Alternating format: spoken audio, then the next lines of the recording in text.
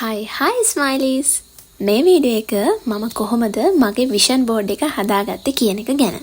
Vision board ගැන විස්තර හැම දෙයක්ම මම ඊට කලින් වීඩියෝ එකක් කරලා තියෙනවා.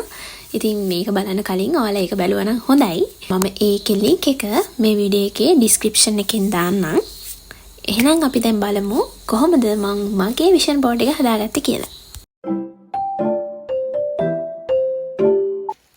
මම විෂන් බෝඩ් එකක් හදන පළවෙනි පාර මේක. මීට කලින් මම හදලා නැහැ. ඉතින් මේක හදන්නේ කොහොමද කියලා මම Pinterest එකේ හැම චුට්ටක් හොයලා බැලුවා. ඊට පස්සේ මම හිතුවා මම මේක මේ වගේ canvas board එකක හදනවා කියලා. මේ canvas board එක මම ගත්තේ ගම්පහ සරසවියකින්. ඉතින් ඒ වගේ bookshop වල ඔයාලට මේවා ගන්න පුළුවන්. මේම විතරක් නෙමෙයි මේක හදන ක්‍රම ගොඩක් තියෙනවා. ඉතින් ඒ ගැනත් මම කලින් වීඩියෝ එකේ කතා කරලා තියෙනවා. ඒ වීඩියෝ එකත් බලලා ඔයාගේ විෂන් බෝඩ් එක හදන්න ඕනේ කොහොමද කියලා ඔයාලට තීරණය කරන්න පුළුවන්. ඊළඟට මම කරේ විෂන් බෝඩ් එකට දාන්න ඕනේ ෆොටෝස් ටික හොයාගන්න එක. මේකට මම නම් පාවිච්චි කරේ Pinterest. ඔයාලට Google එකකින් Pinterest එකකින් මේ ඕන දෙයකින් ඔයාගේ aims වලට ඔයාලට විෂන් බෝඩ් එකට ඇඩ් කරන්න ඕනේ දේවල් වලට ගැලපෙන ෆොටෝස් ටිකක් හොයාගන්න පුළුවන්.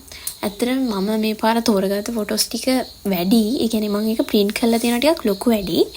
මම සමහර ඒවා අයින් කරා canvas එකට දාන්නේ නැතුව. ඒ කියන්නේ vision board එකට දාන්න නැතුව. මොකද vision board එකේ අලවන්න ඉඩ නැහැ.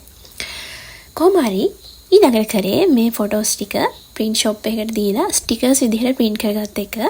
මොකද ඒක ලේසි ගම් ගාලා canvas එකේ අලවනවට වඩා. sticker එක අලවන්නනේ තියෙන්නේ.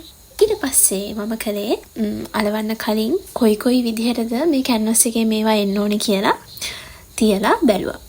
තියලා බලලා ඊළඟට ඉතින් ඇලුවා.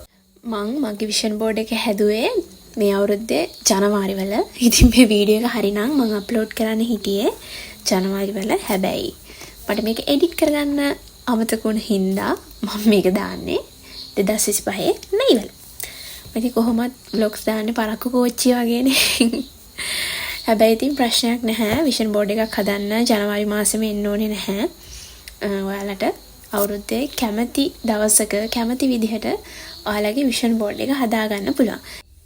ඉතින් මේක බලනකොට තව කෙනෙක්ට එන්න පුළුවන් ප්‍රශ්නයක් තමයි මේ විෂන් බෝඩ් එකේ දැන් අපි කැමති දේවල් දැම්මහම අනිත් අයට මේක පේනවනේ.